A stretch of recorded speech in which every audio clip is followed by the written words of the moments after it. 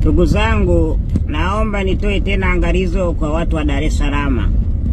Niliwaambia usije Kisarawe kununua eneo bila kupita kwenye halmashauri au idara ya ardhi. Tulipokea taarifa kijiji cha Kenge, kuna gari imetoka Mbezi na watu zaidi ya 50 wamekuja kuuziwa viwanja huku $200,000.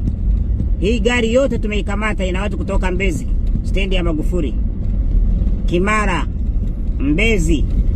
Sasa hii ni hatari. Hao wote wakizulumiwa tayari wanakuja ofisi ya mkuu wa wilaya, wanaanza kuilaumu serikali, tuna migogoro. Sasa hawa wamekuja kutapeli maeneo ya Kisarawe.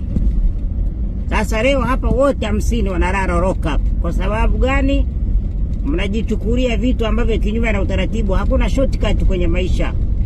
Ukitaka kununua ardhi kila siku natangaza, fata utaratibu. Sasa huyu ni kiongozi mmoja amekusanya watu kutoka Mbezi, amekodi gari, halafu huko anauza viwanja shilingi 300,000.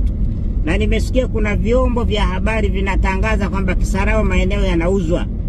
Nataka niwaambie kwamba hayo matangazo yanatolewa na redio, tunaenda kuzichukulia hatua redio zote zinazotangaza na kuhamasisha utapeli kwa wananchi wetu. Tumesema Kisarawe ni mwendo wa show. Haturari, tunakaba kila penalty. Huwezi ukaidanganya serikali, tuko makini. Mazoea Kisarawe sasa ni mwisho wake. Sasa hawa ngoja kwanza wakarare lock up, alafu kesho ndo tuanze kuwajua akili ikoje. Hatuwezi kuwa tunakaa na watu wanatapeli, watu wanajipatia pesa nje ya utaratibu. Ni mwendo wa show. Hakuna kuremba na mtu, hatucheki na yeyote.